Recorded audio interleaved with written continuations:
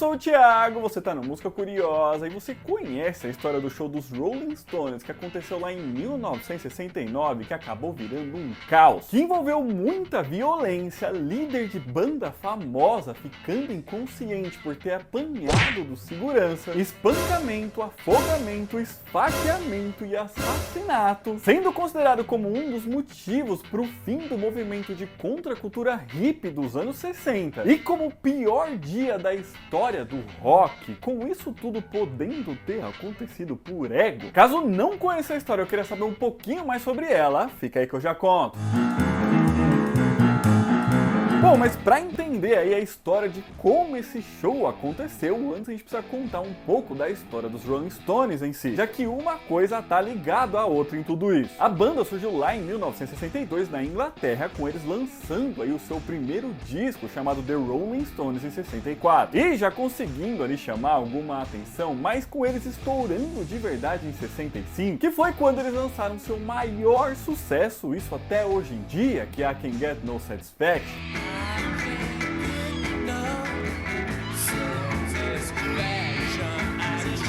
Fazendo eles ficarem extremamente conhecidos no mundo inteiro. Acontece que os anos seguintes a isso não foram exatamente bons para a banda. Isso porque, por diversos motivos, alguns integrantes da banda acabaram sendo presos. E esses problemas aí com a polícia então impediam que eles fizessem shows, principalmente quando se falava em sair do país para isso. Sem contar que o Brian Jones, que era o guitarrista, um dos fundadores da banda, e nesse momento aí meio que a cara do grupo, estava cada vez mais ausente por conta de seu vício em heroína, fazendo com que até o ano de 69 o último show que eles tinham feito tinha sido em abril de 67 em Atenas, na Grécia, que inclusive ele finalizou essa tour aí que eles tinham feito de forma ali meio melancólica, com eles não conseguindo ali fazer muitos shows marcantes, o que fez com que muita gente achasse que a banda estivesse acabando mesmo. Porém, os problemas não paravam por aí, já que em junho de 69 eles tentaram ali fazer uma volta com tudo, e assim o vocalista Mick Jagger e o guitarrista Keith Richards se reuniram em um estúdio para gravar a música Honky Tonk Woman, que inclusive foi feita e inspirada numa viagem que eles fizeram ao interior de São Paulo, tá? Mas isso aí é outra história. Com os dois nem mesmo avisando ao Brian Jones, que tava lá meio perdido nas drogas, e até mesmo indo até a casa dele alguns dias depois somente para demiti-lo da banda. E assim então, logo depois dessa demissão, eles anunciaram um show gratuito no Hyde Park, lá em Londres, em julho daquele ano, que seria uma festa de retorno da banda e de apresentação do novo integrante que substituiria o Brian Jones, que era o Mick Taylor. Acontece que novamente deu tudo errado. Isso porque apenas 2 dias antes dessa apresentação, o Brian Jones morreu afogado na piscina de sua mansão. E o show gratuito dos Rolling Stones, que deveria ser de celebração, acabou virando ali uma espécie de velório ao ex-integrante e fundador da banda.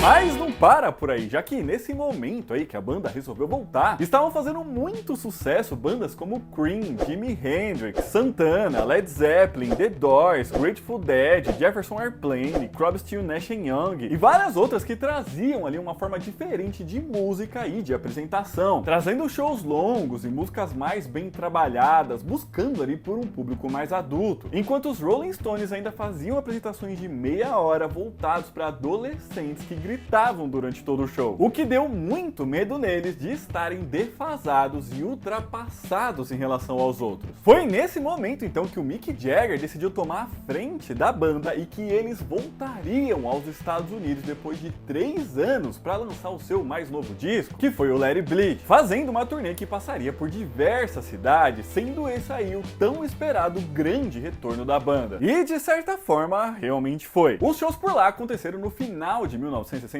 e eram verdadeiras superproduções para a época, com um sistema de palco e iluminação especialmente feito para eles, ingressos caríssimos, mas atraindo aí um grande público, com eles fazendo também shows mais longos, tentando ali se adequar aos dias que eles viviam naquele momento. Com tudo acontecendo muito bem, até o último show pago da turnê que aconteceu no dia 30 de novembro. Porém, a ideia deles para encerrar aí essa tour era de fazer um show gratuito na cidade de São Francisco, levando junto duas das bandas do momento e que eram da cidade, que era o Grateful Dead e o Jefferson Airplane, tentando ali também de certa forma responder às críticas que eles vinham recebendo por conta dos valores dos ingressos e tentando também fazer uma espécie de Woodstock próprio, já que o festival tinha acontecido apenas alguns meses antes disso. Isso em agosto de 69 tinha sido um verdadeiro sucesso, como todo mundo sabe, né? Sem contar que quando eles descobriram que o Woodstock foi filmado, eles também quiseram que o show deles virasse um filme. E assim então eles também queriam fazer história e conseguiram, mas por motivos bem diferentes. Mas pessoal, rapidinho chegar nessa parte da história e contar aí o que aconteceu no show. Se você estiver gostando desse vídeo, já deixa seu joinha aqui embaixo que ajuda muito, gente. Se inscreve no canal porque toda semana a gente lança mais vídeo assim. E se você quiser e puder ajudar a gente um pouquinho mais, é só clicar aqui embaixo no botão do Seja Membro, beleza? Bom, a verdade é que esse show aí se tornaria uma verdadeira tragédia e tudo começou a dar errado já logo em sua organização. Isso porque a ideia inicial deles era de que a apresentação acontecesse no Golden Gate Park, na cidade de São Francisco. Porém, eles não conseguiram permissão para isso. Para falar a verdade, enquanto os empresários ali envolvidos na turnê estavam negociando com a cidade, eles até conseguiram essa permissão. Mas quando os próprios Rolling Stones se envolveram nisso, eles acabaram perdendo o alvará. Imagina o que eles não fizeram nessas reuniões, tá? Nesse momento, então, foi oferecido a eles que o evento acontecesse no autódromo Sears Point, que tinha condições ali de fato de recebê-lo. Porém, os donos do lugar pediram mais dinheiro quando descobriram que os Rolling Stones queriam fazer uma filmagem lá para divulgar a banda. Porém, Mick Jagger se recusou a pagar esse a mais. Assim, faltando menos de 2 dias para a apresentação, eles não tinham nem mesmo o lugar onde ela aconteceria. Mas foi faltando muito pouco tempo aí pro dia marcado que o dono do autódromo de Altamonte, que é uma cidade bem próxima ali a São Francisco, ligou para os Stones informando que cederia ali o lugar gratuitamente para eles. Que claro, aceitaram, né? E agora então eles tinham onde fazer o show. Porém, tinha uma outra questão que provavelmente seria o que causaria grande parte dos problemas naquele dia. O lugar era tão remoto e rodeado de fazendas que não tinha ali policiamento suficiente para o tamanho do evento. Para falar a verdade, a cidade tinha apenas 2 carros de polícia. Mas o que parecia ser um grande problema, na verdade, foi aprovado pela banda. Já que eles não queriam mesmo policiamento no show, com a ideia de mostrar que fãs de rock conseguiam se comportar em aglomerações. E foi aí então que eles tiveram uma outra grande ideia. Isso porque vendo ali que não tinha policiamento suficiente, eles resolveram para fazer a segurança do lugar membros dos Hells Angels, que era um motoclube que nesse momento aí agia como uma gangue e costumava ser bastante violenta. Sem contar que o pagamento deles não foi em dinheiro, mas sim o total de $500 em cerveja que eles poderiam consumir lá no lugar mesmo. Ou seja, eles pegaram para fazer a segurança do lugar um grupo violento que ainda por cima estava consumindo bastante bebida alcoólica. O que poderia dar de errado, não é mesmo? Pois é, como vocês podem imaginar, muita coisa. E a primeira delas foi quando eles viram uma verdadeira multidão chegando no lugar, sendo que algumas fontes falam em 300 mil pessoas, enquanto outras falam em 500 mil, o que era muito mais do que as grades do lugar poderiam segurar, deixando então as pessoas muito perto do palco horroroso, baixo, precário, amarrados por arame, que foi o que deu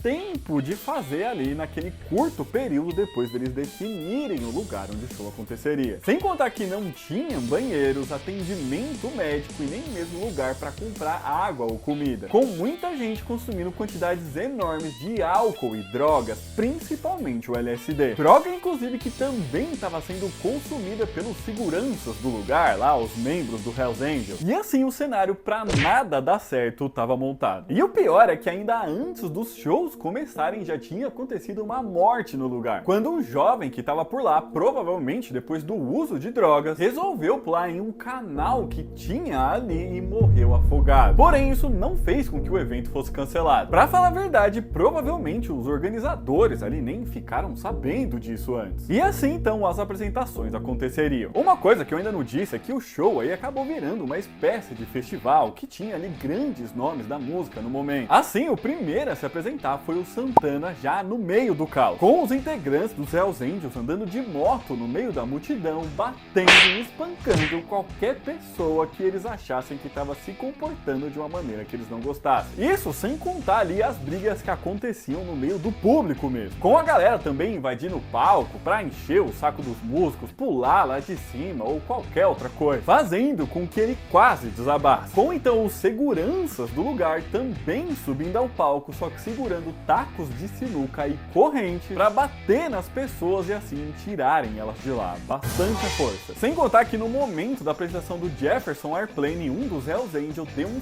soco na cara do vocalista da banda Marty Balin, deixando ele inconsciente em cima do palco. Coisa que fez os integrantes do Grateful Dead irem embora e não se apresentarem. Mas ainda não para por aí, já que foi durante a apresentação do Crosby, Stills, Nash Young que um dos integrantes, o Stephen Stills, foi repetidamente ferido na perna com um pedaço de bicicleta que estava afiado. E isso também por um dos seguranças, tá? Mas o pior ainda estava por vir nesse momento. Isso porque quando chegou ali a hora da banda principal se apresentar, né, os Rolling Stones, muita coisa já tinha acontecido e as pessoas estavam completamente alteradas lá dentro. Com eles chegando de helicóptero e com o Mick Jagger já tomando um soco na cara de um fã alucinado logo antes de subir ao palco. E foi somente nesse momento que eles perceberam que eles não tinham controle de nada lá. E foi já na terceira música do show, Sympathy for the Devil, que começou ali uma briga bem na frente do palco, obrigando os Stones a parar a apresentação para que os Hells Angels resolvessem a situação. E depois de uma grande pausa e de mais um pedido de calma, a banda recomeçou a canção e continuou a apresentação sem incidentes. Mas isso somente até o começo da música Under My Thumb. Isso porque foi nesse momento que um garoto chamado Meredith Hunter, de apenas 18 anos de idade, vestindo um terno verde, tentou subir ao palco, assim como muita gente já tinha feito, mas dessa vez ele tinha uma arma em sua mão. Coisa que fez ali então os seguranças do lugar socá-lo e jogá-lo de volta para a multidão, com ele tentando novamente subir e causando ali uma grande confusão, que só acabou quando Alan Pássaro, um dos Hells Angels, esfaqueou ele, o matando. Coisa que os Rolling Stones não sabiam que tinha acontecido, já que eles viram só o garoto sendo retirado do lugar, e assim então continuaram tocando. Porém, devido a tudo ali que já tinha acontecido, eles decidiram ali acabar o show um pouco mais cedo, coisa que fez a multidão ficar ainda mais violenta naquele momento, gerando uma grande revolta e fazendo com que tanto os integrantes da banda quanto outras pessoas que estavam ali organizando o evento corressem de volta pro helicóptero lá que os Stones chegaram para fugir. E de fato conseguiram, mas não sem antes a hélice do helicóptero amputar a mão de uma das pessoas que estavam perseguindo eles e que acabou ali se descuidando. E após o fim do evento, muitas outras coisas aconteceram e os Stones foram massacrados pela mídia. Mas ainda assim eles lançaram lá o tal filme que eles tanto queriam. Isso logo no ano seguinte, em 1970, que foi chamado de Gimme Shelter. Mas que meio que passava